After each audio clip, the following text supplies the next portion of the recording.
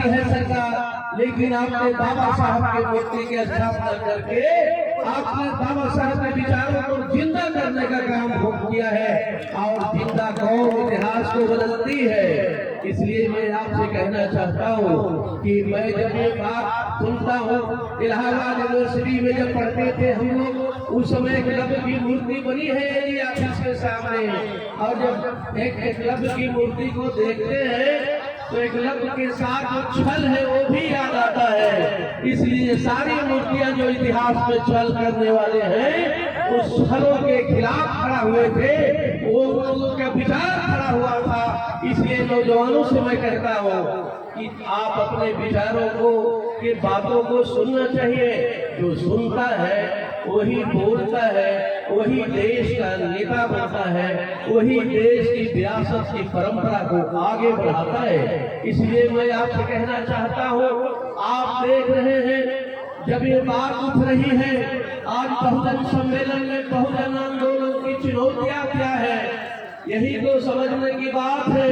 क्योंकि बहुतों को समझ में नहीं आ रहा है कि क्या इस देश में बहुजन समाज के खिलाफ क्या हो रहा है, बहुजन समाज का अधिकार कहाँ छीने जा रहे हैं, ये समझ में नहीं आता। अभी प्रीति बहुत इस मंच पर है, जब ये गिरफ्तार, जब उन्होंने कहा कि एक देश का पहरेदार देश को बेच देगा, प्रीति बहुत के घर पुलिस चली गई। उसी समय किसान आंदोलन में जब हम थे तो 8 दिन पुलिस ने मुझे हाउस अरेस्ट कर लिया।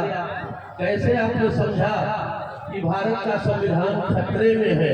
बताओ समझो नौजवानों, कैसे समझ रहे हो देश के अंदर एक आपातकालीन स्थिति चल रही है? आपको समझना तो पड़ेगा। इसलिए पड़ेगा कि अगर आज आप समझेंगे नहीं तो इतिहास को आप आगे नहीं बढ़ा सकते हैं। आज इस देश के अंदर बाबा साहब भीमराव अम्बेडकर का सपना था, इस देश के अंदर जमीन हो या जमीन के नीचे हो, ये सारे खजानों के ऊपर इस देश के बहुजन समाज का मालिकाना होगा। इस देश के अंदर उन्होंने कहा था कि हम स्टेट इकोनॉमिक पॉलिसी चाहते हैं, हम राजनीतिक देश के अंदर व्यवस्था चाहते हैं जिसमें सभी लोगों का अधिकार नहीं होगा। और जब लोकतंत्र तभी पूरा होगा जब इस देश के अंदर सभी चीजें सरकार के नियंत्रण में हो। लेकिन आप देख रहे हैं देश में, अभी आपने देखा इस देश के अंदर पूरे देश की संपत्ति को इस देश के 4 लोगों के हाथ में कर दिया इन लोगों ने। अडानी अंबानी के हाथों में संपत्ति जा रही है और उनके इस हिफाजत के लिए अगर आप विरोध कर रहे हैं तो उस विरोध को दबाने के लिए हमारी सरकार इस लोकतंत्र के अधिकार का गला घोट रही है। यही पूरे देश के अंदर आज जारी है। आप ये बात सुन सकते हैं, जब बाबा साहब का नाम लेते हैं तो देश के अंदर आनंद तेल तुमरे प्रोफेसर जो IIT बॉम्बे के प्रोफेसर थे, गरीबों की सेवा करते थे, गरीबों के लिए लड़ते थे, उनके अधिकार के लिए लड़ते थे। यही सरकार 8 महीने जेल में रखी है बाबा साहब के रिश्तेदार को। तो यार सोच सकते हैं कि अगर बाबा साहब के रिश्तेदार को जेल में रख सकते हैं तो यदि आप इस आवाज उठाते हैं तो आपको भी जेल का ही रास्ता दिखाया जाएगा। इसलिए लोकतंत्र में बाबा साहब ने संविधान में विपक्ष को भी आवाज उठाने का अधिकार दिया है। लेकिन इस देश के अंदर वर्तमान सरकार जो फांसी वाली सरकार है, वर्तमान सरकार इस देश के अंदर अभी कह रही है कि हम तो देश के अंदर विश्व गुरु बनाएंगे देश को।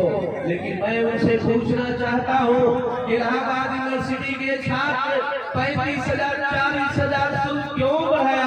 अब बलिया में आते हैं तो बोलते हैं कि बाबा साहब नहीं होते तो देश का प्रधानमंत्री नहीं होते। तो बताओ रोहित वेमुला को आत्महत्या करने पर मजबूर क्यों किया? सहारनपुर में दलितों शोषितों के उत्पीड़न तुम्हारी सरकार भी क्यों किया? पूरे देश के अंदर दलित उत्पीड़न बढ़ा है और दूसरी तरफ इन लोगों ने पूरे संसाधनों को निजीकरण कर दिया है। बाबा साहब ने कहा था इस देश में राष्ट्रीयकरण होगा, उनका अंतिम सपना था देश में राष्ट्रीयकरण का सपना था। हमारे बीच में 2000-2500 वर्ष पहले तथागत बुद्ध ने कहा था इस मुल्क में सबका मूलक समाज बनेगा, बहुजन हिताय बहुजन सुखाय की बात करके अपनी पूरी जिंदगी में राज और पाठ छोड़ दिया।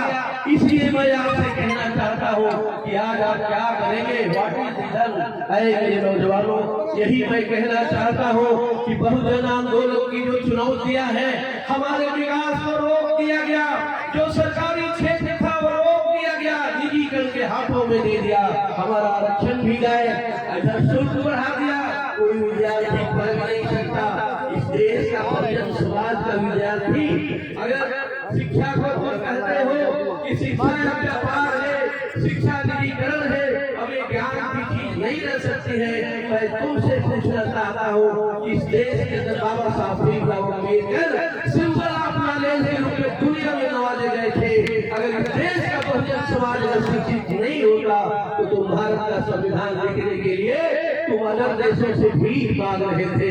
इसलिए मैं आपसे ये बात नौजवानों से कहना चाहता हूँ कि नौजवानों, इतिहास को पढ़ो, इतिहास को सुनो, रटो नहीं। इतिहास पढ़ोगे आप तो नए नए विचार के साथ इतिहास भी कायम करोगे।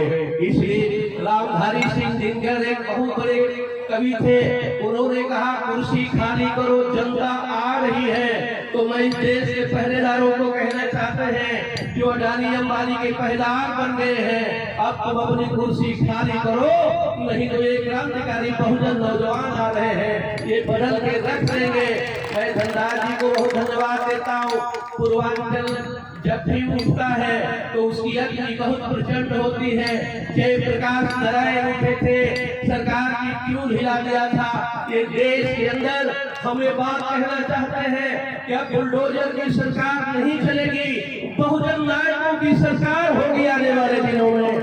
जिस परंपरा को मानवर का राम जी ने बढ़ाया था, निश्चित रूप से कहीं न कहीं वो गाड़ी रुकी हुई है। बाबा साहब ने एक बात कहा था, जब पृथक निर्वाचन प्रणाली की बात की मांग की थी, उस समय चुनाव होते हैं और जब अपने लोग जीत के जाते हैं तो उन्हीं सत्ताधारियों के साथ खड़े हो गए हैं।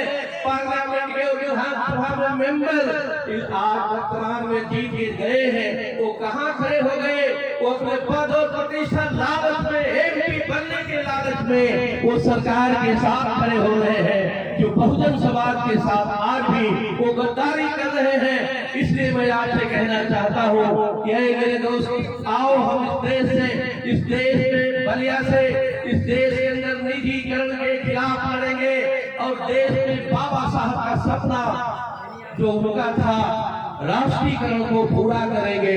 इसलिए हम आपसे कहना चाहते हैं कि देश के अंदर हिंदुत्व का राज कायम करना चाहती है सरकार। मेरी माताएं और बहनें, मैं आपसे कहना चाहता हूँ जो हिंदुत्व को कायम करके तुम क्या करना चाहते हो, क्या इस देश के अंदर बहुजन समाज को तुम फिर गुलाम बनाने की योजना बना रहे हो इस देश के अंदर। इसलिए मैं सावधान कर देना चाहता हूँ कि देश के अंदर दुनिया में हिटलर जैसा नाजीवाद आया था, जिस नाजीवाद के खिलाफ भी जनता खड़ी हुई थी। और इस देश के अंदर हमारी देश की सरकार, अगर तुम हिंदुत्व के एजेंडे को लेके आगे बढ़ रहे हो तो हम किसी भी कीमत पर, बाबा साहब ने हिंदुत्व को खारिज किया था, हम हिंदुत्व को खारिज करेंगे और इस देश के ब्राह्मणवादी विचार को नहीं चलने देंगे। यही तो नौजवानों का असली कर्तव्य होता है। इसलिए बहुजन सम्मेलन में जो चुनौतियां बन गई है, जो चुनौतियां खड़ी है, आपके सारे अधिकार छीन लिए गए। 13 पॉइंट रजिस्टर ला करके हमारे प्रोफेसर साहब